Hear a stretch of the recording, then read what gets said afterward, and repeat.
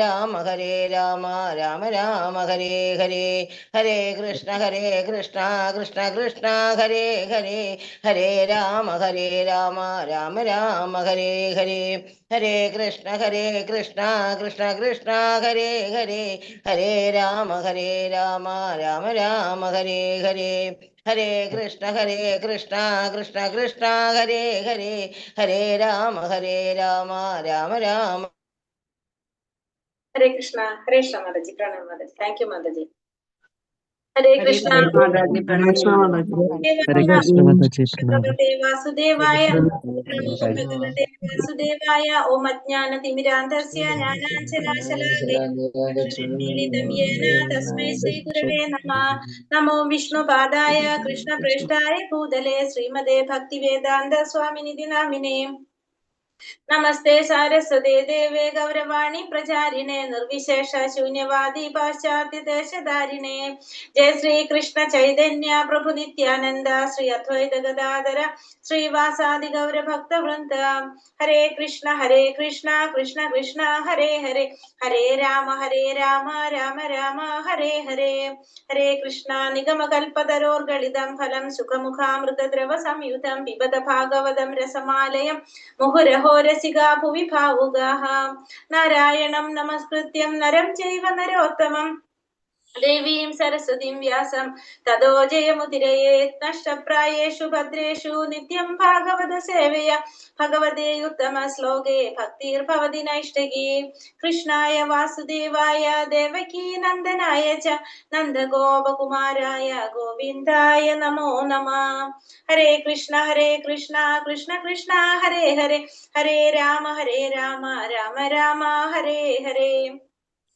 ഹരേ Krishna. Shri ശ്രീരാമഗോവിന്ദ temple ISKCON മാംഗ്ലൂരിന്റെ Bhagavatam ക്ലാസ്സിലേക്ക് എല്ലാവർക്കും സ്വാഗതം. ഹരേ കൃഷ്ണ. ഹരേ കൃഷ്ണ. ഹരേ കൃഷ്ണ. എല്ലാവർക്കും രണ്ടാമത്തെ സ്കന്ധം നമ്മൾ തുടങ്ങി. രണ്ടാമത്തെ സ്കന്ധത്തിലെ ഒന്നാമത്തെ അധ്യായം ഭഗവത് സാക്ഷാത്കാരത്തിലേക്കുള്ള ആദ്യപടി. ഹരേ കൃഷ്ണ. പ്രണാമം. ഹരേ കൃഷ്ണ. എല്ലാവർക്കും പ്രണാമം. അപ്പൊ നമ്മൾ ഇന്നലെ ഒന്നാമത്തെ ശ്ലോകം നമ്മൾ ഇന്നലെ എടുത്തിട്ടുണ്ടായിരുന്നു. ഒന്നാമത്തെ ശ്ലോകത്തില് എന്താ നമ്മൾ കണ്ടിട്ടുണ്ടായിരുന്നത് ഇന്നലെ? പരീക്ഷിത്ത് മഹാരാജാവിന്റെ ചോദ്യം, ലോക നന്മയ്ക്കായിട്ട് അത്യന്തം ഉതകുന്നത് എന്താണ്, അതിന് ഏറ്റവും ശ്രേഷ്ഠമായിട്ടുള്ളത് ഏതാണ് എന്നുള്ളത് ശുകദേവ ഗോസ്വാമിയോട് ചോദിക്കുന്നതാണ്. അപ്പൊ ശുകദേവ ഗോസ്വാമി അതിന് ഉത്തരം നൽകുന്നതായിട്ടാണ് നമ്മൾ ഇന്നലെ ഒന്നാമത്തെ ശ്ലോകത്തിൽ കണ്ടത്. അതിൽ പറഞ്ഞത് സുഖദേവ ഗോസ്വാമി പറഞ്ഞെന്താണ്? പരീക്ഷിത്ത് മഹാരാജാവിന്റെ ചോദ്യം ലോകഹിതമായിട്ടുള്ളതാണ്. അതായത് ലോകത്തിലെ എല്ലാ ജനങ്ങൾക്കും നന്മയ്ക്ക് വേണ്ടിയിട്ടുള്ള ഒരു ചോദ്യമായിരുന്നു ആര് ചോദിച്ചത്? പരീക്ഷിത്ത് മഹാരാജാവ് ചോദിച്ചതെന്നാണ് ആര് പറഞ്ഞത്? സുഖദേവ ഗോസ്വാമി പറഞ്ഞത്. ഭഗവാനെ സംബന്ധിക്കുന്ന ചോദ്യങ്ങളും ഉത്തരങ്ങളും കേൾക്കുന്നത് ഒരാളെ ജീവിതത്തിന്റെ പരിപൂർണതയിലേക്ക് എത്തിക്കും എന്നുള്ളതാണ് നമുക്ക് ഒന്നാമത്തെ ശ്ലോകത്തിൽ മനസ്സിലായിട്ടുള്ളത്. അതായത് ഭഗവാനെ സംബന്ധിക്കുന്ന കാര്യങ്ങളെ കുറിച്ചാണ് ഇവിടെ ആര് ചോദിച്ചത്? പരീക്ഷിത്ത് മഹാരാജാവ് ചോദിക്കുന്നത്. അപ്പൊ അങ്ങനത്തെ ചോദ്യങ്ങള് ഒരാളെ ജീവിതത്തിന്റെ പരിപൂർണതയിലേക്ക് എത്തിക്കും എന്നുള്ളതാണ് നമ്മൾ കണ്ടത്. പിന്നെന്താ നമ്മൾ അതിൽ പറഞ്ഞത്? മരണം ആസന്നമായ വേളയിൽ ഭഗവാന്റെ ലീലകളെ കുറിച്ച് കേൾക്കുന്നത് ഭൗതികമായ ദുരിതങ്ങളിൽ നിന്നും മുക്തി നൽകി ഭഗവത് ധാമത്തിലേക്ക് മടങ്ങാനായിട്ട് സഹായിക്കും ഒരു വ്യക്തി എന്നുള്ളതും കൂടി നമുക്ക് ഒന്നാമത്തെ ശ്ലോകത്തിൽ മനസ്സിലായി. പിന്നെ വേറെ എന്താ അതിൽ പറഞ്ഞത്? ഭഗവാനെ സംബന്ധിക്കുന്ന വിഷയങ്ങള് ഗംഗാജലത്തിന് തുല്യമാണ്. അത് സംസാരിക്കുന്നവരെയും കേൾക്കുന്നവരെയും രണ്ടുപേരെയും ഒരുപോലെ എന്താണ് പവിത്രമാക്കുന്നതാണ് പറഞ്ഞു. പഠിതാവിനെയും പ്രാസംഗികനെയും ഒരേപോലെ ശുദ്ധീകരിക്കുന്നതാണ് എന്ത്? ഭാഗവതം, ഭഗവാനെ കുറിച്ച് ഉള്ള വിഷയങ്ങൾ. അതായത് ഭാഗവതം ശ്രവിക്കുന്നത് രണ്ടുപേരെയും, പഠിക്കുന്ന വ്യക്തിയെയും കേൾക്കുന്ന വ്യക്തിയെയും ഒരേപോലെ പരിശുദ്ധമാക്കുന്നതാണ് എന്നാണ് നമ്മൾ ഒന്നാമത്തെ ശ്ലോകത്തിൽ ഇത്രയും കാര്യങ്ങളാണ് നമുക്ക് മനസ്സിലായത്. ഇനി നമുക്ക് ശ്ലോകം 2 പോകാം. രണ്ടാമത്തെ സ്കന്ധത്തിലെ ഒന്നാമത്തെ അധ്യായത്തില് ഭഗവത് സാക്ഷാത്കാരത്തിലേക്കുള്ള ആദ്യപടി, അതില് രണ്ടാമത്തെ ശ്ലോകം.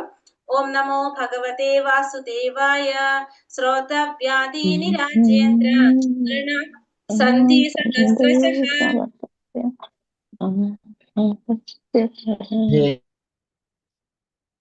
ഹരേ കൃഷ്ണ.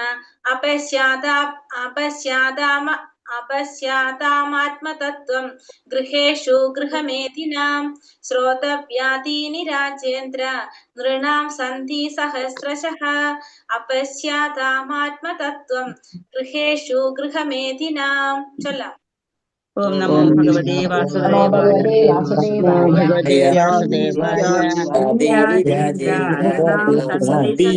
सदावासिनी राजेन्द्र कंति सहस्रमात्मतत्त्वेषु गृहमेधिनां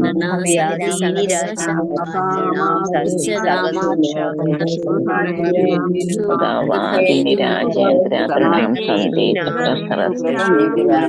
स्वतरशः अपश्यतामात्मतत्त्वं ശ്രോത വ്യാതി ആദീനി ശ്രവണോത്തമമായ ശ്രദ്ധാവിഷയം രാജേന്ദ്ര അല്ലയോ ചക്രവർത്തി നൃണ മാനവരാശിയുടെ സന്ധി അവിടെയുണ്ടായിരുന്നു സഹസ്രശഃ ആയിരക്കണക്കിന് അപശ്യമാം അന്ധന്മാരുടെ ആത്മതത്വം ആത്മാവിനെ കുറിച്ചുള്ള ജ്ഞാനം അതായത് പരമമായ സത്യം ഗൃഹേഷു ഭവനത്തിൽ ഗൃഹമേധിന ലൗകിക കാര്യങ്ങളിൽ മുഴുവൻ ശ്രദ്ധയും കഴിവും ചെലുത്തുന്ന വ്യക്തികളുടെ അപ്പൊ ഗൃഹമേധി നമ്മൾ കഴിഞ്ഞ സ്കന്ധത്തിൽ നമ്മൾ പറഞ്ഞിട്ടുണ്ടായിരുന്നു അല്ലെ ഗൃഹമേധിയെ കുറിച്ച്. ഇപ്പൊ വിവർത്തനം ശ്രീല പ്രഭുപാദിക്ക് ജയ്. അല്ലയോ ചക്രവർത്തി പരമസത്യത്തെ സംബന്ധിക്കുന്ന സൂക്ഷ്മജ്ഞാനത്തിൽ ലൗകിക കാര്യങ്ങളിൽ മുഴുവൻ ശ്രദ്ധയും കഴിവും ചെലുത്തുന്ന അതിഭൗതികവാദികൾ തീർത്തും അജ്ഞരാണ് അഥവാ കാഴ്ച നശിച്ചവരാണ്. അതിനാൽ അവർക്ക് താല്പര്യമുള്ള നിരവധി വിഷയങ്ങൾ മാനവ സമൂഹത്തിൽ ശ്രവിക്കാനായുണ്ട്. അപ്പോൾ പരീക്ഷിത് മഹാരാജാവിനോട് പറയുന്നതാണ്. എന്താ പറയുന്നത്? ശുഗത മഹർഷി പറയാണ്, അല്ലയോ ചക്രവർത്തി ആ പരമസത്യത്തെ സംബന്ധിക്കുന്ന സൂക്ഷ്മജ്ഞാനത്തില് ലൗകിക കാര്യങ്ങളിൽ മുഴുവൻ ശ്രദ്ധയും കഴിവും ചെലുത്തുന്ന ഭൗതികവാദികള് അവര് തീർത്തും എങ്ങനെയുള്ളവരാണ്? അജ്ഞരായിട്ടുള്ളവരാണ്, അല്ലെങ്കിൽ കാഴ്ച നശിച്ചവരാണ് അവര്. അതിനാൽ അവർക്ക് താല്പര്യമുള്ള നിരവധി വിഷയങ്ങൾ എന്തുണ്ട് നമ്മുടെ ഈ മാനവ സമൂഹത്തില് ശ്രവിക്കാനായിട്ടുണ്ട്. ഭാവാർത്ഥം ശ്രീല പ്രഭുപാദിക്ക് ജയ്. വെളിപ്പെട്ട ധർമ്മശാസ്ത്രങ്ങളിൽ ഗൃഹസ്ഥാശ്രമികളുടെ ജീവിതത്തെ ഗൃഹസ്ഥൻ എന്നും ഗൃഹമേധി എന്നും രണ്ട് വകുപ്പുകളായി തിരിച്ച് നാമകരണം ചെയ്തിരിക്കുന്നു. അപ്പൊ നമ്മുടെ ധർമ്മശാസ്ത്രങ്ങളില് ഗൃഹസ്ഥാശ്രമികൾ എന്ന് പറയുമ്പോൾ രണ്ട് കൂട്ടർ വരുന്നുണ്ട്. ഒന്ന് ഗൃഹസ്ഥരും രണ്ടാമത്തത് ഗൃഹമേധികളും. അങ്ങനെ ഗൃഹസ്ഥാശ്രമികളെ രണ്ടായിട്ട് തിരിക്കുന്നുണ്ട്. ഒന്ന് ഗൃഹസ്ഥരും രണ്ടാമത്തത് ഗൃഹമേധികളും. പുത്ര കളത്രാദികളോടൊപ്പം വസിച്ചുകൊണ്ട് പരമസത്യ സാക്ഷാത്കാരത്തിനായി ആത്മജ്ഞാനപരമായും അതീന്ദ്രിയമായും ജീവിക്കുന്നവരാണ് ഗൃഹസ്ഥർ. അപ്പൊ ഗൃഹസ്ഥർ എന്ന് പറയുന്നത് പുത്ര കളത്രാദികളോടൊപ്പം താമസിച്ച് പരമസത്യ സാക്ഷാത്കാരത്തിനായിട്ട് ആത്മജ്ഞാനപരമായിട്ടും അതീന്ദ്രിയമായിട്ടും ജീവിക്കുന്നവരെ നമുക്ക് എന്ത് പറയാം? ഗൃഹസ്ഥരെന്ന് പറയാം. അതേസമയം തന്നെ ഗൃഹമേധികൾ എന്ന് പറഞ്ഞാല് കുടുംബാംഗങ്ങളുടെയോ അല്ലെങ്കിൽ കുടുംബ ബന്ധുക്കളുടെയോ ലൗകിക ക്ഷേമത്തിനായി മാത്രം ജീവിക്കുന്നവരാണ് ആര്? ഗൃഹമേധികൾ എന്ന് പറയുന്നത്. ആ കുടുംബാംഗങ്ങളുടെ അല്ലെങ്കിൽ കുടുംബ ബന്ധുക്കളുടെ ക്ഷേമത്തിനായിട്ട് മാത്രം ജീവിക്കുന്നവരെ ഗൃഹമേധികൾ എന്ന് പറയാം. ആകയാൽ അവർ സദാ മറ്റുള്ളവരോട് അസൂയുള്ളവരാകുന്നു. അപ്പൊ ഗൃഹമേധികൾ എങ്ങനെയാണ്? എപ്പോഴും മറ്റുള്ളവരോട് അസൂയുള്ളവരാണ് ആര്? ഗൃഹമേധികൾ. മേധി എന്ന പദം മറ്റുള്ളവരോട് അസൂയുള്ളവർ എന്നതിനെ സൂചിപ്പിക്കുന്നു. അപ്പൊ മേധി എന്ന പദത്തിന്റെ അർത്ഥം പറയുന്നത് മറ്റുള്ളവരോട് അസൂയുള്ളവർ എന്നതിനെയാണ് സൂചിപ്പിക്കുന്നത്. കുടുംബകാര്യങ്ങളിൽ മാത്രം താല്പര്യമുള്ളവരാകിയാൽ ഗൃഹമേധികൾ നിശ്ചയമായും അസൂയാലുക്കളാകുന്നു. ആകയാൽ ഒരു ഗൃഹമേധി ഒരിക്കലും മറ്റൊരു ഗൃഹമേധിയുമായി സൗഹൃദത്തിലായിരിക്കുകയില്ല. അപ്പൊ ഗൃഹമേധി എന്ന് പറഞ്ഞു കഴിഞ്ഞാൽ, മേധി എന്ന് പറഞ്ഞാൽ എന്നാണ് അതിനെ സൂചിപ്പിക്കുന്നത്. ആ പദത്തിനെ കുടുംബകാര്യങ്ങളിൽ മാത്രം താല്പര്യമുള്ളവരായതുകൊണ്ട് തന്നെ ഗൃഹമേധികൾ നിശ്ചയമായിട്ടും എങ്ങനെയാണ്? അസൂയുള്ളവരാണ്. ഒരു ഗൃഹമേധി ഒരിക്കലും മറ്റൊരു ഗൃഹമേധിയുമായിട്ട് സൗഹൃദത്തിലായിരിക്കുകയുമില്ല. സാർവത്രികമായി സമുദായം, സമൂഹം അല്ലെങ്കിൽ രാജ്യം എന്നിവയൊക്കെയും സ്വാർത്ഥ താല്പര്യങ്ങൾ മൂലം ഒരിക്കലും പരസ്പര സൗഹൃദത്തിലായിരിക്കില്ല. സമുദായം, സമൂഹം അല്ലെങ്കിൽ രാജ്യം എന്നിവയൊക്കെയും സ്വാർത്ഥ താല്പര്യങ്ങൾ ഉണ്ടെങ്കിൽ എങ്ങനെയാണ്? ഒരിക്കലും അവിടെ പരസ്പര സൗഹാർദ്ദം ഉണ്ടായിരിക്കില്ല. പരമസത്യത്തെ സംബന്ധിച്ച സൂക്ഷ്മ ജ്ഞാനത്തെ കുറിച്ച് അജ്ഞരാകിയാൽ അഥവാ കാഴ്ച നഷ്ടപ്പെട്ടവരാകിയാൽ കലിയുഗത്തിൽ എല്ലാ ഗൃഹസ്ഥരും അന്യോന്യം അസൂയാലുക്കളായിരിക്കും.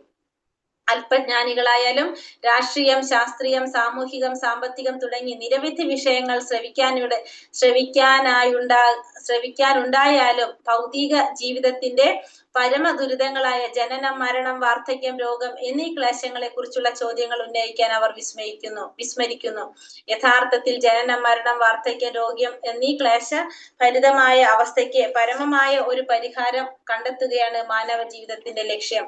അപ്പൊ ഇവിടെ പറഞ്ഞത് സാർവത്രികമായിട്ട് ഗൃഹമേധി ഒരിക്കലും മറ്റുള്ള ഗൃഹമേധികളുമായിട്ട് സൗഹൃദത്തിലായിരിക്കില്ല എന്ന് പറഞ്ഞു. സാർവത്രികമായി സമുദായം, സമൂഹം അല്ലെങ്കിൽ രാജ്യം എന്നിവയൊക്കെ സ്വാർത്ഥ താല്പര്യങ്ങൾ മൂലം ഒരിക്കലും പരസ്പര സൗഹൃദത്തില് ആയിരിക്കില്ല. പരമസത്യത്തെ സംബന്ധിച്ച സൂക്ഷ്മജ്ഞാനത്തെ കുറിച്ച് അജ്ഞരായതുകൊണ്ട് അല്ലെങ്കിൽ കാഴ്ച നഷ്ടപ്പെട്ടത് കൊണ്ട് കലിയുഗത്തിൽ എല്ലാ ഗൃഹസ്ഥരും എങ്ങനെയാണ് അന്യോന്യം അസൂയാലുക്കളായിരിക്കും. അപ്പൊ കലിയുഗത്തിൽ എല്ലാവരും ആരാണെന്നാ പറയുന്നത്? ഗൃഹമേധികളാണെന്നാ പറയുന്നത്. കാരണം കലിയുഗത്തിലുള്ള എല്ലാവരും അസൂയാലുക്കളാണ്, സൂക്ഷ്മജ്ഞാനത്തെ കുറിച്ചുള്ള അജ്ഞരാണ്. പരമസത്യത്തെ സംബന്ധിച്ച് ആ സൂക്ഷ്മജ്ഞാനത്തെ കുറിച്ച് അജ്ഞരായതുകൊണ്ട് അവർ കാഴ്ച നഷ്ടപ്പെട്ടവരാണ്. അപ്പൊ കലിയുഗത്തിൽ നമുക്ക് ആരെ കാണാൻ പ്രയാസമാണ്? ഗൃഹമേധിയെ കാണാൻ പ്രയാസമാണ്. എല്ലാവരും ആര് തന്നെയാണ്? ഗൃഹസ്ഥര് തന്നെയാണ് എല്ലാവരും എന്ന് പറയാനായിട്ട് സാധിക്കും. അപ്പൊ ഇവിടെ ഗൃഹമേധികളായിരിക്കും. എല്ലാവരും ആരായിരിക്കും? ഗൃഹമേധികളായിരിക്കും. അന്യോന്യം അസൂയാലുക്കളായിരിക്കും, അല്പജ്ഞാനികളായിരിക്കും. രാഷ്ട്രീയം, ശാസ്ത്രീയം, സാമൂഹികം, സാമ്പത്തികം തുടങ്ങി നിരവധി വിഷയങ്ങൾ ശ്രവിക്കാനുണ്ടാകിയാലും ഭൗതിക ജീവിതത്തിന്റെ പരമദുരിതങ്ങളായിട്ടുള്ള ജനനം, മരണം, വാർദ്ധക്യം, രോഗം എന്നീ ക്ലേശങ്ങളെ കുറിച്ചുള്ള ചോദ്യങ്ങൾ ഉന്നയിക്കാൻ അവർ വിസ്മരിക്കുന്നു. അപ്പൊ അവരെ സംബന്ധിച്ച് എങ്ങനെയാണ്? ഒരു ഭൗതിക ജീവിതത്തില് പരമദുരിതങ്ങളായിട്ടുള്ള ഇത്തരത്തിലുള്ള ക്ലേശങ്ങളെ കുറിച്ചൊക്കെ അന്വേഷിക്കാനായിട്ട് അവര് മറന്നു പോകുന്നവരായിരിക്കും ഇവരൊക്കെ. കാരണം അവർക്ക് എന്താണ്? ഇതിനെ കുറിച്ചൊന്നല്ല അവരുടെ ചിന്ത. അവർക്ക് മറ്റുള്ള കാര്യങ്ങൾ, ഭൗതികമായ വിഷയങ്ങളിലായിരിക്കും അവർക്ക് കൂടുതൽ താല്പര്യം. യഥാർത്ഥത്തിൽ ജനനം, മരണം, വാർദ്ധക്യം, രോഗം എന്നീ ക്ലേശനിർഭരമായ അവസ്ഥയ്ക്ക് പരമമായ ഒരു പരിഹാരം കണ്ടെത്താണ് മാനവ ജീവിതത്തിന്റെ ലക്ഷ്യം. അപ്പൊ മനുഷ്യ ജീവിതത്തിന്റെ ലക്ഷ്യം എന്താണ്?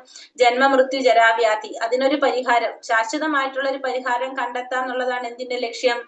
മനുഷ്യ ജന്മത്തിന്റെ ലക്ഷ്യം തന്നെ. പക്ഷേ അതിനെക്കുറിച്ച് അവരൊരിക്കലും ചിന്തിക്കുന്നില്ല. എന്നാൽ ഗൃഹമേധികൾ ഭൗതിക പ്രകൃതിയുടെ സ്വാധീനത്താൽ വ്യാമോഹത്തിൽ അകപ്പെടുന്നതിനാൽ ആത്മസാക്ഷാത്കാരത്തെ കുറിച്ചുള്ളതെല്ലാം വിസ്മരിക്കുന്നു. അപ്പൊ ഗൃഹമേധികള് നമുക്കറിയാം, ഈ ഭൗതിക പ്രകൃതിയിലേക്ക് വരുമ്പോ പ്രകൃതിയുടെ സ്വാധീനം കൊണ്ട് അതിന്റെ വ്യാമോഹത്തിൽ അകപ്പെടുന്നത് കൊണ്ട് തന്നെ ആത്മസാക്ഷാത്കാരത്തെ കുറിച്ചൊക്കെ അവരെന്ത് ചെയ്യും? മറന്നു പോകും. ഭൗതിക ജീവിതത്തിലെ പ്രശ്നങ്ങളുടെ എല്ലാം പരമമായ പരിഹാരം സ്വഭാവനത്തിലേക്ക്, ഭഗവത്ധാമത്തിലേക്ക് മടങ്ങി ചെല്ലുകയാണ്. അപ്രകാരം ഭഗവത്ഗീത 8:16 പ്രസ്താവിച്ചിരിക്കുന്നത് പോലെ ഭൗതിക അസ്തിത്വത്തിലെ ക്ലേശങ്ങളായ ജനനം, മരണം, വാർദ്ധക്യം, രോഗം എന്നിവയെല്ലാം ദൂരീകരിക്കപ്പെടുന്നു. അപ്പൊ ഇപ്രകാരം ഭഗവത്ഗീതയിൽ പ്രസ്താവിച്ചിരിക്കുന്നത് പോലെ എന്താണ്? ഭൗതിക അസ്തിത്വത്തിലെ ക്ലേശങ്ങള്, ജന്മ, മൃത്യു, ജരാവ്യാധികളെല്ലാം ദൂരീകരിക്കപ്പെടും. എങ്ങനെയാണെങ്കില് ഭൗതിക ജീവിതത്തിലെ പ്രശ്നങ്ങളുടെ എല്ലാം പരിഹാരം സ്വഭാവനത്തിലേക്ക്, ഭഗവാന്റെ ധാമത്തിലേക്ക് മടങ്ങി ചെല്ലാണ്. അപ്പൊ ആ ഭഗവാന്റെ ധാമത്തിലേക്ക് മടങ്ങി പോകാൻ നമുക്ക് സാധിച്ചു കഴിഞ്ഞാൽ നമ്മൾ ഈ പറഞ്ഞ ഈ ഭൗതിക ക്ലേശങ്ങളൊക്കെ പിന്നെ നമുക്ക് ഒരിക്കലും ഉണ്ടാകുന്നില്ല. ജന്മ, മൃത്യു, ജരാവ്യാധികള്. സ്വഭാവനത്തിലേക്ക്, ഭഗവാന്റെ ധാമത്തിലേക്ക് മടങ്ങി പോകുന്ന പ്രക്രിയ എന്നത് പരമപുരുഷനെ സംബന്ധിച്ചും അദ്ദേഹത്തിന്റെ നാമരൂപ ഗുണലീലകളെ കുറിച്ചും അദ്ദേഹത്തിന്റെ പരിച്ഛദങ്ങളെയും കർപ്പൂരങ്ങളെയും കുറിച്ചുള്ള പ്രതിപാദ്യ ശ്രവണമാകുന്നു. അപ്പൊ ഭഗവാന്റെ ധാമത്തിലേക്ക് മടങ്ങി പോകാനായിട്ടുള്ള പ്രക്രിയ എന്ന് പറയുമ്പോൾ അതിൽ എന്തൊക്കെ വരുന്നുണ്ട്? ഭഗവാനെ കുറിച്ച്, ഭഗവാന്റെ നാമരൂപ ഗുണലീലകളെ കുറിച്ചുള്ള ശ്രവണമാണ് നമ്മൾ എന്തിലേക്ക് നയിക്കുന്നത്? ഭഗവാന്റെ ധാമത്തിലേക്ക് മടങ്ങി പോകാനുള്ള യോഗ്യതയുള്ളവരാക്കി മാറ്റുന്നത്. അപ്പൊ നമ്മള് ഭഗവാനെ കുറിച്ച് പറയുന്ന ഗ്രന്ഥങ്ങൾ, അതായത് ഭാഗവതം ശ്രവിക്കണം എന്നുള്ളതാണ് പ്രധാനപ്പെട്ട ഒരു കാര്യം. വിഡ്ഢികൾക്ക് ഇതേക്കുറിച്ച് യാതൊരു അറിവില്ല. താൽക്കാലികങ്ങളായവയുടെ നാമരൂപ ഗുണലീലകളെ അവർ കേൾക്കാൻ ആഗ്രഹിക്കുന്നുവെന്നല്ലാതെ പരനന്മയ്ക്കായി ശ്രവിക്കാനുള്ള ഈ പ്രവണത എപ്രകാരം ഉപയോഗപ്പെടുത്തണമെന്ന് അവർക്കറിയില്ല. തെറ്റായ മാർഗത്തിലൂടെ നയിക്കപ്പെടുന്നവരാകിയാൽ പരമസത്യത്തെ സംബന്ധിക്കുന്നതും നാമരൂപ ഗുണലീലകളെ മുഖ്യ പ്രതിപാദ്യ വിഷയമാക്കിയിട്ടുള്ളതുമായ ചില അബദ്ധ സാഹിത്യങ്ങൾക്ക് അവർ രൂപം നൽകുകയും ചെയ്യുന്നു. ആകയാൽ ആരും മറ്റുള്ളവരോട് അസൂയപ്പെടാൻ മാത്രം നിലനിൽക്കുന്ന ഗൃഹമേധികളായി തീരരുത്. മറിച്ച് ധർമ്മശാസ്ത്രത്തിനനുസൃതമായ ഒരു യഥാർത്ഥ ഗൃഹസ്ഥനായി തീരണം. അപ്പൊ വിഡ്ഢികൾ എന്താ ചെയ്യുന്നത്? ഇവിടെ പറയുന്നത് ഭഗവാനെ കുറിച്ചുള്ള കാര്യങ്ങളല്ല, ഭഗവാന്റെ നാമരൂപ ഗുണ ലീലകളെ കുറിച്ചല്ല അവര് കേൾക്കുന്നത്. അവര് കേൾക്കാൻ ആഗ്രഹിക്കുന്നത് എന്താണ്? പരനന്മയ്ക്കായിട്ട് ഉപയോഗമില്ലാത്ത രീതിയിലുള്ളതാണ് ആര് കേൾക്കുന്നത്? അത്തരത്തിലുള്ളവര് കേൾക്കുന്നത്. അപ്പൊ അവർക്ക് അറിയുന്നില്ല പരനന്മയ്ക്കായിട്ട് ശ്രവിക്കാനുള്ള ഈ പ്രവണത എത്രത്തോളം ഉപയോഗപ്പെടുത്തണം എന്നുള്ളത് അവർക്ക് അറിയാൻ സാധിക്കുന്നില്ല. ഭഗവാന്റെ നാമരൂപ ഗുണ ലീലകള് എത്രത്തോളം നമ്മൾ ശ്രവിച്ച് അത് ഉപയോഗപ്പെടുത്തണമെന്ന് വിഡ്ഢികളായ ഇവർക്ക് അറിയുന്നില്ല.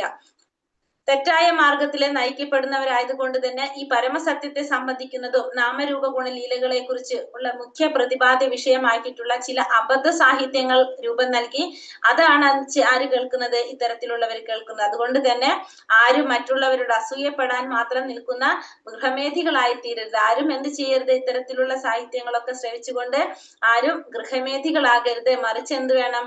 ധർമ്മശാസ്ത്രാനങ്ങൾക്ക് അനുസൃതമായ ഒരു യഥാർത്ഥ ഗൃഹസ്ഥനായിട്ടാണ് തീരേണ്ടത്. അതിന് നമ്മൾ എന്ത് ചെയ്യണം?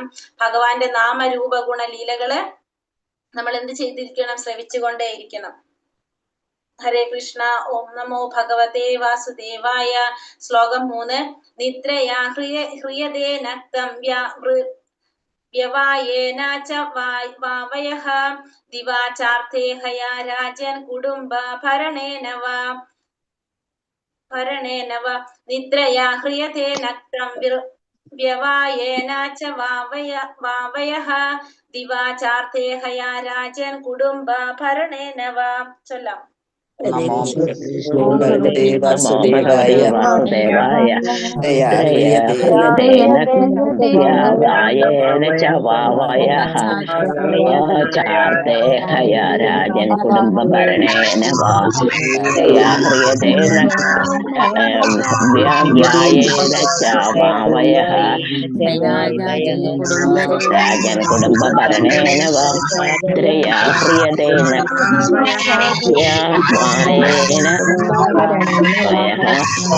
ചാർത്തേ ഹയാ രാജൻ.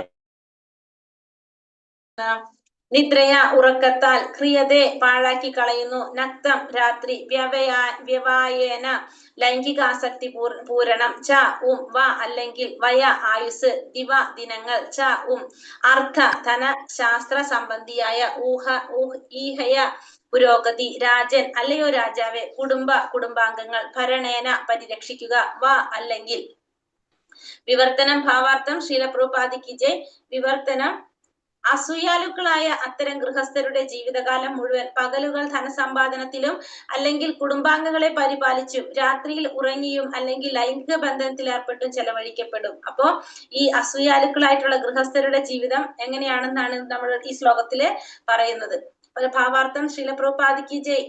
ഭാവാർത്ഥം: രാത്രികൾ ഉറങ്ങിയും ലൈംഗിക ബന്ധത്തിൽ ഏർപ്പെട്ടും പകൽ സമയങ്ങളിൽ ധനസമ്പാദനത്തിനും സമ്പാദിച്ച ധനം കുടുംബത്തെ പരിപാലിക്കാനായി ചെലവിടുകയും ചെയ്യുന്ന ശൈലിയിൽ അധിഷ്ഠിതമാണ് പ്രധാനമായും വർത്തമാനകാല സംസ്കാരം, മാനവ സംസ്കാരം. അപ്പൊ വർത്തമാനകാലത്തെ മാനവ സംസ്കാരം എന്ന് പറയുന്നത് എന്താണ് പറയണത്?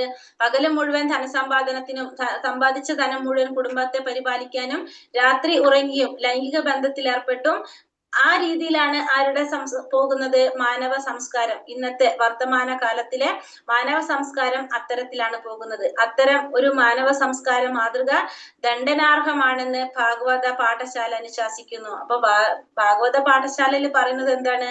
ഇത്തരത്തിൽ പോകുന്ന ഒരു മാനവ സംസ്കാരം ദണ്ഡനാർഹമാണെന്നാണ് പറയുന്നത്. ദ്രവ്യവും ആത്മാവും തമ്മിലുള്ള സംയോജനമാണ് മാനവ ജീവിതം.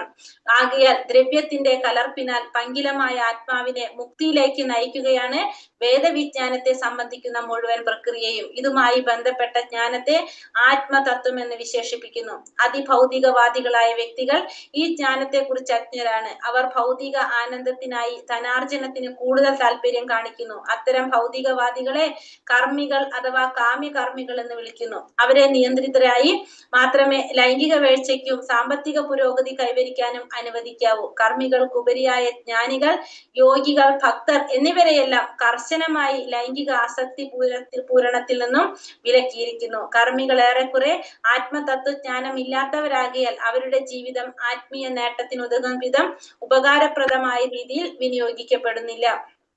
അവർ യാതൊരുവിധ ആത്മീയ നേട്ടവും കൂടാതെ വിവേചനാശൂന്യമായി ജീവിതം പാഴാക്കി കളയുന്നു. ഇവിടെ പറയുന്നത് ദ്രവ്യവും ആത്മാവും തമ്മിലുള്ള സംയോജനമാണ് എന്ത് മാനവ ജീവിതം എന്ന് പറയുന്നത്. അങ്ങനെയാണ് മാനവ ജീവിതം എന്ന് പറയുന്നത് ദ്രവ്യവും ആത്മാവും തമ്മിലുള്ള സംയോജനമാണ്. അപ്പോ ദ്രവ്യത്തിന്റെ കലർപ്പിനാൽ പങ്കിലമായ ആത്മാവിനെ മുക്തിയിലേക്ക് നയിക്കുകയാണ് എന്തിലൂടെ നമുക്ക് സാധിക്കുന്നത്? വേദവിജ്ഞാനത്തിനെ സംബന്ധിക്കുന്ന മുഴുവൻ പ്രക്രിയ. അപ്പൊ വേദവിജ്ഞാനത്തിന്റെ ലക്ഷ്യം എന്ന് പറയുന്നത് തന്നെ എന്താണ്? ആത്മാവിനെ മുക്തിയിലേക്ക് നയിക്കുക എന്നുള്ളതാണ്. ഇതുമായി ബന്ധപ്പെട്ട ജ്ഞാനത്തെ ആത്മതത്വം എന്ന് പറയാം. ഭൗതികവാദികളായിട്ടുള്ള വ്യക്തികൾ ഈ ജ്ഞാനത്തെ കുറിച്ച് അജ്ഞരാണ്. അപ്പൊ ഭൗതികവാദികള് ഇതിനെക്കുറിച്ച് എപ്പോഴും അജ്ഞരാണ്. അവർ ഭൗതിക ആനന്ദത്തിനായിട്ട് ധനം ആർജിക്കാനായിട്ട് കൂടുതൽ താല്പര്യം കാണിക്കുന്നു. അത്തരം ഭൗതികവാദികളെയാണ് നമ്മൾ എന്ന് പറയുന്നത് കർമ്മികൾ അല്ലെങ്കിൽ കാമ്യകർമ്മികൾ എന്ന് വിളിക്കുന്നത്. അവരെ നിയന്ത്രിതമായിട്ട് മാത്രം എന്താണ് ലൈംഗിക വീഴ്ചയ്ക്കും സാമ്പത്തിക പുരോഗതി കൈവരിക്കാനും അനുവദിക്കാൻ പാടുള്ളൂ. പിന്നെ കർമ്മികൾക്കുപരിയായിട്ടുള്ളവര് അവരാണ് ആര്? ജ്ഞാനികള്, യോഗികള്, ഭക്തന്മാര്. ഇവർക്കൊക്കെ എന്താണ് കുറച്ചുകൂടി നിയന്ത്രണങ്ങള് പറയുന്നതാണ്. എന്താണ്? കർശനമായിട്ട് ലൈംഗിക ആസക്തി പൂരണത്തിൽ നിന്നും വിലക്കിയിരിക്കുന്നവരാണ്. കർമ്മികൾ ഏറെക്കുറെ ആത്മതത്വ ജ്ഞാനമില്ലാത്തവരായതുകൊണ്ട് തന്നെ അവരുടെ ജീവിതം എങ്ങനെയായിരിക്കും? ആത്മീയ നേട്ടത്തിനുതകുന്ന വിധം ഉപകാരപ്രദമായ രീതിയിൽ വിനിയോഗിക്കപ്പെടുന്നില്ല. അവർക്ക് എന്തില്ല? അവർ കർമ്മികൾ എന്ന് പറയുമ്പോൾ ആത്മതത്വത്തിനെ കുറിച്ച് ജ്ഞാനമില്ലാത്തവരാണ്. അപ്പൊ അതുകൊണ്ട് തന്നെ അവരുടെ ജീവിതത്തിലെ ആത്മീയമായ പുരോഗതിക്ക് വേണ്ടിയിട്ട് അവരൊന്നും ചെയ്യുന്നില്ല. അവർക്കത് അറിയുന്നില്ല. അവർ യാതൊരുവിധ ആത്മീയ നേട്ടവും കൂടാതെ വിവേചനാശൂന്യമായി ജീവിതം പാഴാക്കി കളയും. അപ്പൊ അത്തരത്തിലുള്ളവർ എന്താ ചെയ്യുന്നത്? ഭഗവത്ഗീതയിൽ അങ്ങനെയുള്ളവർക്ക് ഒരു പേര് പറഞ്ഞിട്ടുണ്ട് അല്ലെ? നമ്മൾ എന്താണ് പറഞ്ഞത്? എന്താ പേര് പറഞ്ഞിരിക്കുന്നത്? 2-ാമത്തെ അധ്യായത്തിൽ പറയുന്നുണ്ടല്ലോ അർജുനനോട്. ഓർമ്മയുണ്ടോ ആർക്കെങ്കിലും? നല്ല ശിഖണ്ഡികളല്ലല്ലോ, പിശുക്കന്മാര്,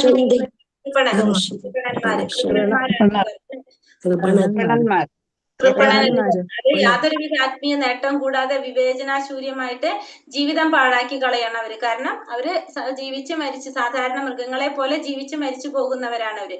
മനുഷ്യ ജീവിതം സാമ്പത്തിക പുരോഗതിയെ ലക്ഷ്യം വെച്ചുള്ള കഠിനാധ്വാനത്തെയോ പട്ടിയെയും പന്നികളെയും പോലെ ലൈംഗികാസക്തി പൂരണത്തെയോ ഉദ്ദേശിച്ചിട്ടുള്ളതല്ല. അപ്പൊ മനുഷ്യന്റെ ജീവിതം എന്ന് പറഞ്ഞാല് സാമ്പത്തിക പുരോഗതി മാത്രം ലക്ഷ്യം വെച്ചുകൊണ്ട് കഠിനാധ്വാനം ചെയ്യാനോ അതല്ല പട്ടികളെയും പന്നികളെയൊക്കെ പോലെ ലൈംഗിക ആസക്തി പൂരണത്തെയും ഉദ്ദേശിച്ചിട്ടുള്ളതല്ല എന്ത് മനുഷ്യ ജീവിതം എന്ന് പറയുന്നത്. അത് വിശേഷിച്ചും ഭൗതിക ജീവിതത്തിലെ പ്രശ്നങ്ങൾക്കും അതുമായി ബന്ധപ്പെട്ട ക്ലേശങ്ങൾക്കും പരിഹാരം കണ്ടെത്താനായിട്ട് ഉദ്ദേശിച്ചിട്ടുള്ളതാകുന്നു. അപ്പൊ മനുഷ്യ ജീവിതത്തിന്റെ ഒരു ലക്ഷ്യം എന്താണ്? നമ്മുടെ ഭൗതിക ജീവിതത്തിലെ ക്ലേശങ്ങൾ, ജന്മമൃത്യു ജരാവ്യാധി, ഇത്തരത്തിലുള്ള ക്ലേശങ്ങൾക്ക് പരിഹാരം കണ്ടെത്താൻ ഉദ്ദേശിച്ചിട്ടുള്ളതാണ് എന്ത് മനുഷ്യജന്മം എന്ന് പറയുന്നത്. ആകയാൽ രാത്രിയിൽ ഉറങ്ങിയും ലൈംഗിക വേഴ്ചയിൽ ഏർപ്പെട്ടും പകൽ മുഴുവൻ കഠിനാധ്വാനം ചെയ്തും ധനസമ്പാദനത്തിന് വിനിയോഗിച്ചും അപ്രകാരം സ്വരൂപിച്ച ധനത്താൽ ഭൗതിക ജീവിതത്തിന്റെ സുഖ സൗകര്യങ്ങളുടെ നിലവാരം വർദ്ധിപ്പിക്കാൻ ശ്രമിച്ചും കർമ്മികൾ അവരുടെ വിലപ്പെട്ട മനുഷ്യ ജീവിതം വെറുതെ പാഴാക്കി കളയുന്നു. അപ്പൊ അതുകൊണ്ട് ഇവിടെ എന്താ ചെയ്യുന്നത്? കർമ്മികള് രാത്രിയില് ഉറങ്ങി ലൈംഗിക വേഴ്ചയിലൊക്കെ ഏർപ്പെട്ടുകൊണ്ടും പകൽ സമയത്ത് കഠിനാധ്വാനം ചെയ്തും ധനസമ്പാദനത്തിന് വിനിയോഗിച്ചുകൊണ്ടും അപ്രകാരം സ്വരൂപിച്ച ധനം കൊണ്ട് ഭൗതിക ജീവിതത്തിലെ സുഖ സൗകര്യങ്ങൾ നിലവാരങ്ങളൊക്കെ വർദ്ധിപ്പിച്ചുകൊണ്ടും അവരെന്ത് ചെയ്തുകൊണ്ടിരിക്കുകയാണ്? അവരുടെ ആ ജീവിതം വെറുതെ പാഴാക്കി കളയാണ്. ഭൗതികമായ ശൈലിയിലുള്ള ജീവിതം, അതായത് ആഡംബര സമന്വിതവും ആത്മീയ ശൂന്യവുമായ ലൗകിക ജീവിതം ഇവിടെ വിശദമാക്കിയിരിക്കുന്നത് അത്യന്തം രത്നച്ചുരുക്കത്തിലാകുന്നു.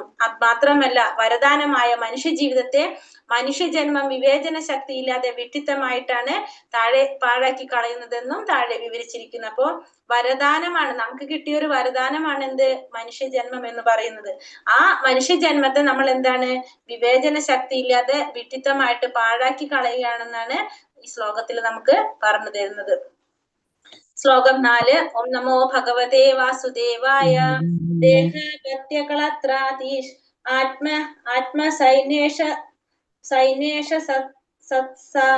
സൈന്യേഷ സത്സ്വപി തേഷാം പ്രേമത്വ നിധനം പശ്യന്നാപീന പശ്യതി. ദേഹപത്യാകളത്രാതീഷ് ആത്മസൈന്യേഷ സത്സപി തേഷാം പ്രേമത്വ നിധനം പശ്യന്നാപി ന പശ്യതി. ചൊല്ലാം. ഹരേ കൃഷ്ണ. ഓ നമോ ഭഗവതേ വാസുദേവായ. നിധനം പശ്യന്യപീന പശ്യതി തേഷാം പ്രമദനം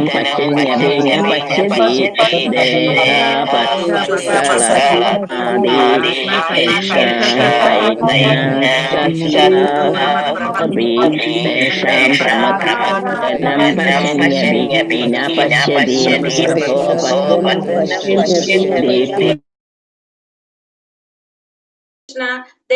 ദേഹം, അപത്യ മക്കൾ, കളത്ര ഭാര്യ, ആദിഷു അവരുമായി ബന്ധപ്പെട്ടതെല്ലാം, ആത്മ സ്വകീയം, സൈന്യഷു യുദ്ധോത്സുകരായ യോദ്ധാക്കൾ, അസത്സു പിഴ വരുന്ന, അപി അത് വകവയ്ക്കാതെ, തേഷാം അവരെല്ലാം, പ്രമത്ത അതിസ്നേഹത്താൽ ബന്ധിച്ച, നിധനം നാശഹേതു, പശ്യൻ അനുഭവവേദ്യമായിട്ടുള്ള, അപി എങ്കിലും, നപശ്യതി തിരിച്ചറിയുന്നില്ല. വിവർത്തനം ഭാവാർത്ഥം. ശ്രീല പ്രഭുപാദിക്ക് ജയ്. തോൽക്കുന്ന ഭടന്മാരായ മക്കളോടും ഭാര്യയോടും സ്വന്തം ശരീരത്തോടുമുള്ള സ്നേഹാതിരേകത്താൽ ബന്ധിതരായതുമൂലം ആത്മതത്വ ശൂന്യരായ വ്യക്തികൾ ജീവിതത്തിലെ പ്രശ്നങ്ങളെ കുറിച്ച് ആരായുന്നില്ല. ജീവിതാനുഭവങ്ങളിൽ നിന്നുണ്ടാകുന്ന പരിജ്ഞാനം വേണ്ടുവോളം ഉണ്ടെങ്കിലും അനിവാര്യമായ നാശത്തിന് ഹേതുവെന്തെന്ന് തിരിച്ചറിയാൻ അവർക്ക് ഇപ്പോഴും കഴിയുന്നില്ല. അപ്പോൾ പറയുന്നത്, തോൽക്കുന്ന ഭടന്മാരായ മക്കളോടും ഭാര്യയോടും സ്വന്തം ശരീരത്തോടുമുള്ള സ്നേഹത്തിന്റെ അതിരേകത്താല് ബന്ധിതരായത് മൂലം ആത്മതത്വശൂന്യരായ വ്യക്തികള് ജീവിതത്തിലെ പ്രശ്നങ്ങളെ കുറിച്ച് അവരാരും ആരായുന്നില്ല. എന്താണ് ചെയ്യുന്നത്? പറയുന്നത്, അവർക്ക് ജീവിതാനുഭവത്തിൽ നിന്നുണ്ടാകുന്ന പരിജ്ഞാനം വേണ്ടുവോളം ഉണ്ടെങ്കിലും അനിവാര്യമായ നാശത്തിന് ഹേതുവായത് എന്താണെന്ന് തിരിച്ചറിയാനായിട്ട് അവർക്ക് ഇപ്പോഴും കരുതുന്നില്ല. എന്ത് ചെയ്തുകൊണ്ടിരിക്കുകയാണ് എല്ലാവരും? മക്കളോടും ഭാര്യയോടും എല്ലാം ഉള്ള ആ സ്നേഹം കൊണ്ട്, സ്നേഹാതിരേകത്താല് ബന്ധിക്കപ്പെട്ടാണ് എല്ലാവരും. ഈ കുടുംബ ബന്ധത്തില് ഭൗതികമായ ബന്ധനത്തിലാണ് എല്ലാവരും. ഭാവാർത്ഥം. ശ്രീല പ്രഭുപാദിക്ക് ജയ്. ഭൗതിക ലോകത്തെ മൃത്യുലോകം എന്ന് വിളിക്കുന്നു. എല്ലാ ജീവസത്തകളും ഇവിടെ എങ്ങനെയാണ് ഭൗതിക ലോകത്തെ നമുക്കറിയാം മൃത്യുലോകം എന്നാണ് വിളിക്കുന്നത്. ഭഗവത്ഗീതയിലും പറയുന്നതാണ്, ദുഃഖാലയം എന്നൊക്കെയാണ് പറയുന്നത്. ഇപ്പൊ അനേകായിരം കോടി വർഷം ആയുസ്സുള്ള ബ്രഹ്മാവ് മുതൽ അങ്ങ് താഴെത്തട്ടിൽ ഏതാനും നിമിഷങ്ങൾ മാത്രം ആയുസ്സുള്ള അണുജീവികൾ വരെ നിലനിൽപ്പിനായി പോരാടുന്നു. ആകയാൽ ജീവിതം എന്നത് നമ്മിലേവരിലും മരണം അടിച്ചേൽപ്പിക്കുന്ന ഭൗതിക പ്രകൃതിയുമായുള്ള ഒരു തരത്തിലുള്ള പോരാട്ടം തന്നെയാണ്. ഒരു ജീവസത്ത മനുഷ്യരൂപത്തിലുള്ള ജീവിതത്തിൽ നിലനിൽപ്പിനായുള്ള ഈ മഹാപോരാട്ടത്തിന്റെ അർത്ഥം ശരിക്കും ഉൾക്കൊണ്ട് പ്രവർത്തിക്കാൻ സമർത്ഥനായിരിക്കണം. എന്നാൽ കുടുംബാംഗങ്ങൾ, സമൂഹം, രാജ്യം തുടങ്ങിയവയോട് അതിരേകമായി അഭിനിവേശമുള്ളവനാകയാൽ ശരീരശക്തിയാലും മക്കൾ, ഭാര്യ, ബന്ധുക്കൾ തുടങ്ങിയവരുടെ സഹായത്താലും അജയമായ ഭൗതിക പ്രകൃതിയുടെ മേൽ ആധിപത്യം സ്ഥാപിക്കാൻ അവൻ ആഗ്രഹിക്കുന്നു. അപ്പോൾ ഇവിടെ പറയുന്നത്, അനേകായിരം കോടി വർഷം ആയുസ്സുള്ള ബ്രഹ്മാവിനും മരണമുണ്ട് നമുക്കറിയാം. മുതല് താഴെത്തട്ടിലുള്ള ഏതാനും നിമിഷം ആയുസ്സുള്ള അണുജീവികൾ വരെ നിലനിൽപ്പിനായിട്ട് പോരാടുന്നതാണ് ഇവിടെ ഈ ഭൗതിക ലോകത്തിൽ. 14 ലോകത്തിൽ എല്ലാവർക്കും ജീവാത്മാക്കൾക്കും എന്തുണ്ട്?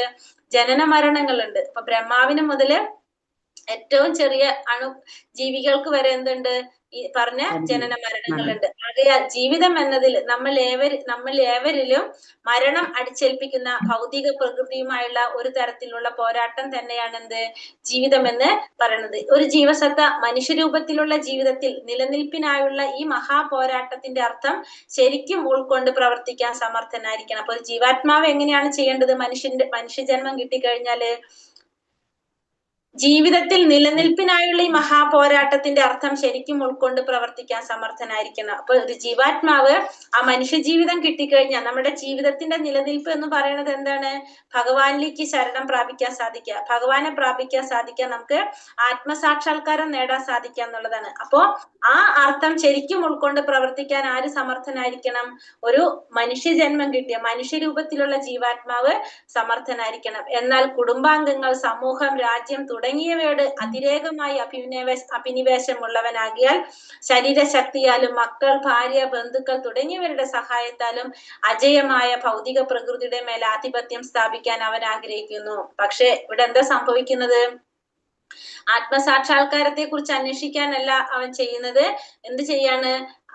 കുടുംബത്തിന്റെ ബന്ധം കൊണ്ട്, കുടുംബമായിട്ടുള്ള ബന്ധം കൊണ്ട്, സമൂഹത്തിനോട്, രാജ്യത്തിനോട് ഉള്ള അഭിനിവേശം കാരണം കൊണ്ട്, അഭിനിവേശം ഉള്ളത് കൊണ്ട് തന്നെ ശരീരത്തിന്റെ ശക്തി കൊണ്ടും, മക്കള്, ഭാര്യ, ബന്ധുക്കള് അവരുടെ സഹായം കൊണ്ടും ഈ ഭൗതിക പ്രകൃതിയുടെ അജയ്യമായ, ജയിക്കാൻ സാധിക്കാത്ത ഭൗതിക പ്രകൃതിയുടെ മേലാധിപത്യം സ്ഥാപിക്കാനാണ് ആര് ശ്രമിക്കുന്നത്? ഈ മനുഷ്യരൂപത്തിലുള്ള ജീവാത്മാവ് ശ്രമിക്കുന്നത്. പരേതരായ പൂർവികരുടെ മുൻ ഉദാഹരണങ്ങളിൽ നിന്നും പൂർവാനുഭവങ്ങളിൽ നിന്നും ഇക്കാര്യത്തിൽ വേണ്ടുവോളം ജീവിതാനുഭവ പരിജ്ഞാനം ഉണ്ടെങ്കിലും കഠിന പ്രയത്നം ചെയ്യുന്നവരും സമരോത്സുകരുമായ പോരാളികൾ എന്ന് വിശേഷിപ്പിക്കപ്പെടുന്നവരുമായ മക്കൾ, ബന്ധുക്കൾ, സമുദായ അംഗങ്ങൾ, സ്വദേശീയർ തുടങ്ങിയവരെല്ലാം ഈ മഹാപോരാട്ടത്തിൽ പിഴവ് വരുത്തുന്നത് അവൻ ഗ്രഹിക്കുന്നില്ല. അപ്പോ ഈ മുന്നില്, അതായത് പൂർവികരുടെ ഉദാഹരണങ്ങള് അല്ലെങ്കിൽ പൂർവ്വ അനുഭവങ്ങളൊക്കെ ഉണ്ടെങ്കിൽ തന്നെ, പലതരത്തിലുള്ള അനുഭവങ്ങൾ ഉണ്ടെങ്കിലും അതൊന്നും ആര് ഗ്രഹിക്കുന്നില്ല? ഈ പോരാട്ടം നടത്തുന്ന ഈ മനുഷ്യ ജീവാത്മാവ് അതൊന്നും മനസ്സിലാക്കുന്നില്ല. സ്വന്തം പിതാവ് അല്ലെങ്കിൽ പിതാവിന്റെ പിതാവ് മുമ്പേ തന്നെ അന്തരിച്ചുവെന്നും ആകയാൽ നിശ്ചയമായും താനും ഒരു നാൾ മരണപ്പെടുമെന്നും അതുപോലെ ഭാവി പിതാക്കളായ സ്വന്തം പൗത്രന്മാരും കാലക്രമേണ മരണം വരിക്കുമെന്നുള്ള സത്യം ഒരുവൻ തീർച്ചയായും ഗ്രഹിക്കണം. അപ്പൊ നമ്മൾ എന്ത് സത്യം മനസ്സിലാക്കണം? എല്ലാവർക്കും മരണമുണ്ട്. എന്റെ പിതാവ് മരണപ്പെട്ടു, പിതാവിന്റെ പിതാവ് മരണപ്പെട്ടു, എന്റെ മക്കളും എല്ലാവരും മരണപ്പെടുന്നതാണ് എന്നുള്ളൊരു സത്യം നമ്മൾ ഓരോരുത്തരും മനസ്സിലാക്കേണ്ടതാണ്.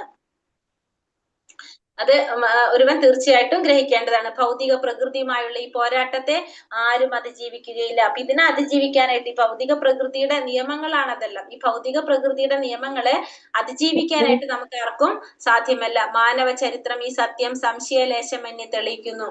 എന്നിട്ടും ഭാവിയിൽ വൈദ്യശാസ്ത്രത്തിന്റെ സഹായത്താൽ ചിരന്തനമായി ജീവിക്കാൻ കഴിയുമെന്ന് വിഡ്ഢികളായ വ്യക്തികൾ ഇപ്പോഴും അഭിപ്രായപ്പെടുന്നു. അപ്പോ ഇത് മാനവശാസ്ത്രം നമുക്കറിയാവുന്നതാണ്. ഇതുവരെ ഒരാളും എന്തില്ല, ചിരഞ്ജീവിയായിട്ട് നമ്മുടെ ഈ ഭൗതിക ലോകത്തിൽ നമ്മൾ കാണുന്നില്ല. അപ്പൊ നമുക്ക് മനസ്സിലാക്കാൻ സാധിക്കുന്നതാണ് എന്താണ്, എല്ലാവർക്കും എന്തുണ്ട്, മരണമുണ്ട് എന്നുള്ളത് നമ്മൾ മനസ്സിലാക്കേണ്ടതാണ്. അപ്പൊ മാനവ ചരിത്രം അത് സംശയലേശം എന്ന് തെളിയിക്കുന്നതാണത്. പക്ഷെ വൈദ്യശാസ്ത്രത്തിന്റെ സഹായത്തിൽ എല്ലാവരും എന്താ ചിന്തിക്കുന്നത്? ഇപ്പോഴും വിചാരിക്കുന്നത് ഇപ്പോഴും ചിന്തിക്കുന്നത് എന്താണ്? ഭാവിയില് വൈദ്യശാസ്ത്രത്തിന്റെ സഹായത്താല് ചിരന്തനമായിട്ട് ജീവിക്കാൻ സാധിക്കുമെന്നാണ് വിഡ്ഢികളായിട്ടുള്ള വ്യക്തികൾ ഇപ്പോഴും അഭിപ്രായപ്പെടുന്നത്. മാനവ സമുദായം പ്രചരിപ്പിക്കുന്ന ഈ അല്പജ്ഞാനം തീർച്ചയായും വഴിതെറ്റിക്കുന്നവയാണ്. ജീവാത്മാവിന്റെ വ്യവസ്ഥാപിത ഘടനയെ മനഃപൂർവ്വം അവഗണിക്കുന്നതാണ് ഇതിനൊക്കെ കാരണം. ഭൗതിക ലോകത്തോടുള്ള നമ്മുടെ അഭിനിവേശം നിമിത്തം ഈ ഭൗതിക ലോകം ഒരു സ്വപ്നം പോലെ മാത്രം നിലനിൽക്കുന്നു. അല്ലാത്ത പക്ഷം ഭൗതിക പ്രകൃതി ജീവാത്മാവിൽ നിന്നും സദാ വിഭിന്നമാണ്. മഹാസാഗരമാകുന്ന ഭൗതിക പ്രകൃതി സമയമാകുന്ന അഥവാ കാലമാകുന്ന തിരകളെ ക്ഷോഭിപ്പിക്കുന്നു. മാത്രമല്ല ജീവിത അവസ്ഥകൾ എന്ന് വിശേഷിപ്പിക്കുന്നവ തിരയിലുണ്ടാകാവുന്ന നുരകൾ പോലെയാണ്, അഥവാ പതഞ്ഞു പോകുന്ന കുമിളകൾ പോലെയാണ്. ഇവിടെ പറയുന്നത് മാനവ സമുദായം പ്രചരിപ്പിക്കുന്ന ഈ അല്പജ്ഞാനം തീർച്ചയായിട്ടും വഴിതെറ്റിപ്പിക്കുന്നതാണ്. അപ്പൊ ജീവാത്മാവിന്റെ വ്യവസ്ഥാപിത ഘടനയെ മനഃപൂർവ്വം അവഗണിക്കുന്നതാണ് എന്ത്, ഇതിനൊക്കെ കാരണം. അപ്പൊ ജീവാത്മാവിന്റെ ഒരു ഘടന അത് നമ്മൾ മനഃപൂർവ്വം അവഗണിക്കുകയാണ് ചെയ്യുന്നത്. നമ്മൾ പറഞ്ഞു ഈ ജീവാത്മാവിന്റെ പ്രത്യേകത എന്താണ്? ഈ ഭൗതിക പ്രകൃതിയിൽ വരുമ്പോ ആ പ്രകൃതിയുടെ സ്വാധീനത്തിൽ പെട്ടുകൊണ്ട് ആ പ്രകൃതിയുടെ നിയമങ്ങൾ അനുസരിക്കാൻ ആര് ബാധ്യസ്ഥനാകാണ്? ഈ ജീവാത്മാവ് ബാധ്യസ്ഥനാകാണ്. അത് നമ്മള് മറന്നു പോകുന്നു. ഘടനയെ മനഃപൂർവ്വം അവഗണിക്കുകയാണ് ചെയ്യുന്നത്. ഭൗതിക ലോകത്തോടുള്ള നമ്മുടെ അഭിനിവേശം നിമിത്തം ഈ ഭൗതിക ലോകം ഒരു സ്വപ്നം പോലെ മാത്രം നിലനിൽക്കുന്നു. അപ്പൊ ഈ ഭൗതിക ലോകം എന്ന് പറഞ്ഞാൽ എങ്ങനെയാണ്? ഈ ഒരു സ്വപ്നം പോലെ നിലനിൽക്കുന്നതാണ്. അല്ലാത്ത പക്ഷം ഭൗതിക പ്രകൃതി ജീവാത്മാവിൽ നിന്നും സദാ വിഭിന്നമാണ്. ഇപ്പൊ മഹാസാഗരമാകുന്ന ഭൗതിക പ്രകൃതി സമയമാകുന്ന അല്ലെങ്കിൽ കാലമാകുന്ന തിരകളെ ക്ഷോഭിപ്പിക്കുന്നു. അപ്പൊ നമുക്കറിയാം ഭൗതിക പ്രകൃതി കാലം നമ്മൾ പറയണില്ലേ, ഭഗവത്ഗീതയിൽ പറയുന്നുണ്ട്, ചർച്ച ചെയ്യുന്ന 5 വിഷയങ്ങളിൽ ഒരെണ്ണം കാലം എന്ന് പറഞ്ഞാൽ എന്താ പറയണത്? ഈ പ്രകൃതിയിൽ നമ്മൾ നിൽക്കുന്ന ഒരു പീരീഡിനെയാണ് നമ്മൾ കാലം എന്ന് പറയുന്നത്. അപ്പൊ മഹാസാഗരം എന്ന ഈ പ്രകൃതിയില് സമയമാകുന്ന കാലമാകുന്ന തിരകളെ ക്ഷോഭിപ്പിക്കുകയാണ് ചെയ്യുന്നത്. അപ്പൊ മാത്രമല്ല എന്താ പറയണത്? ജീവിത അവസ്ഥകൾ എന്ന് വിശേഷിപ്പിക്കുന്നവ തിരയിലുണ്ടാകുന്ന നുരകൾ പോലെയാണ്. അപ്പൊ നമ്മുടെ ജീവിതത്തിന്റെ അവസ്ഥകൾ അത് ചിലപ്പോ എന്താണ്, കേറിയും ഇറങ്ങിയും ഇരിക്കും. അങ്ങനെയാണ് നമ്മുടെ ജീവിതത്തിന്റെ അവസ്ഥകൾ എന്ന് പറയുന്നത്.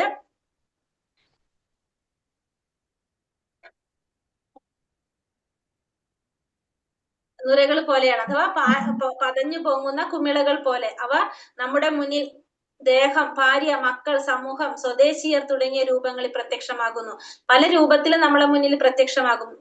എന്താണ്, നമ്മുടെ ശരീരമായിട്ടും ഭാര്യയായിട്ടും മക്കളായിട്ടും സമൂഹം, സ്വദേശീയർ, അങ്ങനെ പല രീതിയിലും പ്രത്യക്ഷമാകും. ആത്മാവിനെ സംബന്ധിച്ച അറിവിന്റെ അഭാവത്താൽ നാം അജ്ഞതയുടെ സ്വാധീന ശക്തി പ്രഭാവത്തിന്റെ ഇരകളായി തീരുന്നു.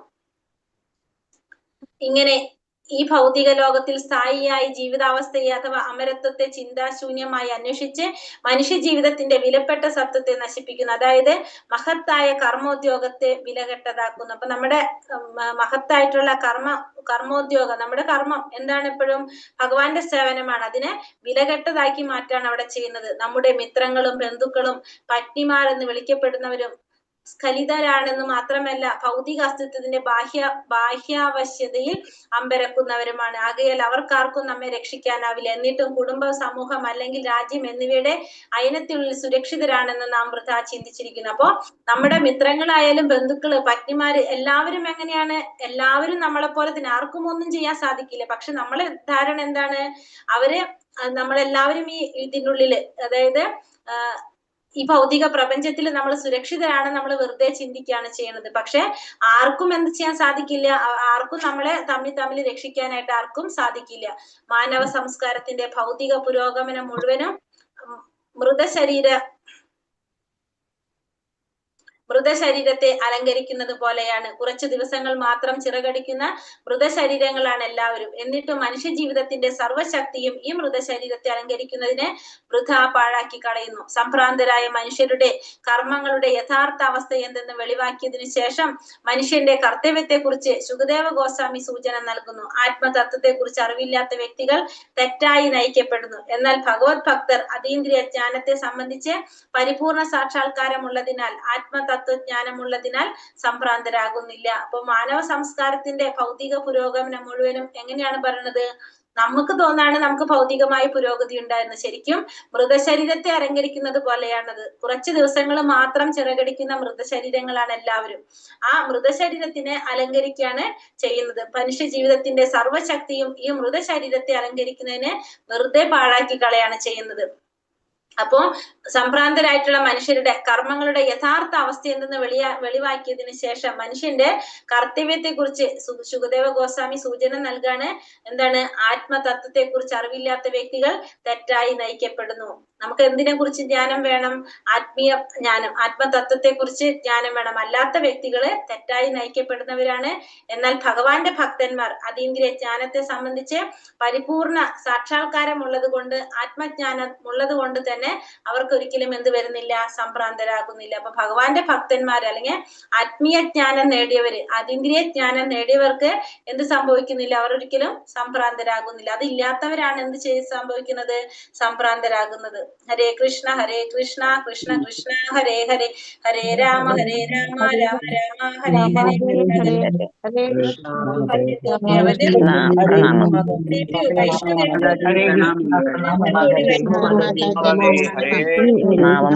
कृष्णा प्रणाम माता जी।